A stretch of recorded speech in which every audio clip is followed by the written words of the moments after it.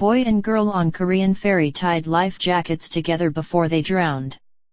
A boy and girl trapped in a sinking South Korean ferry with hundreds of other high school students tied their life jacket cords together, a diver who recovered their bodies said, presumably so they wouldn't float apart. The diver said he had to separate the two because he could not carry two corpses up to the surface at the same time.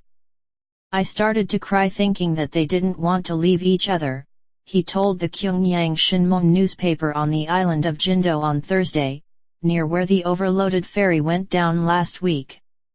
The parents of the boy whose shaking voice first raised the alarm that an overloaded ferry was sinking believe his body has also been found, the Coast Guard said. The parents had seen his body and clothes and concluded he was their son, but he has not been formally identified.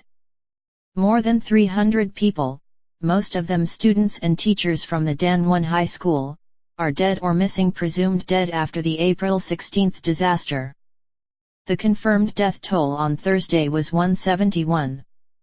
The Swole ferry, weighing almost 7,000 tons, sank on a routine trip from the port of Incheon, near Seoul, to the southern holiday island of Jeju.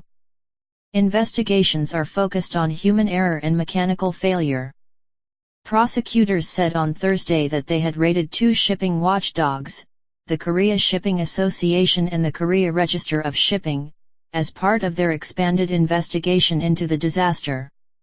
Yonhap News Agency said they would investigate whether ship safety certificates were in order.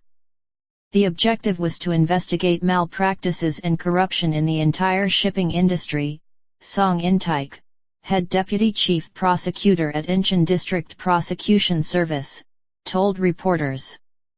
Prosecutors have also raided the home of Yoo Byung-un, the head of a family that owns the Kongheejin Marine Co. Ltd., the company that operated the Swole.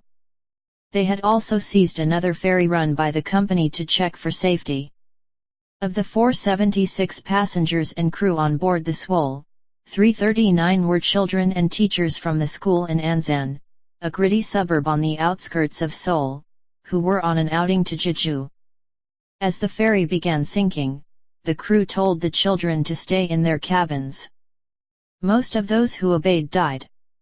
Many of those who flouted or did not hear the instructions and went out on deck were rescued. Some of the bodies had their hands held tightly like fetuses to try to keep warm, a newspaper said.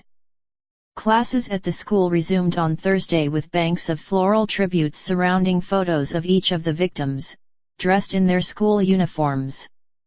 Almost 250 teenagers and teachers at the school have died or are presumed dead. Fellow students filed past, offering white chrysanthemums and somber tributes. Yellow ribbons, with names and messages inscribed, were tied around a chain-link fence. In the classrooms of the missing, friends posted messages on desks, blackboards and windows, in the days after disaster struck, asking for the safe return of their friends. If I see you again, I'll tell you I love you, because I haven't said it to you enough, read one.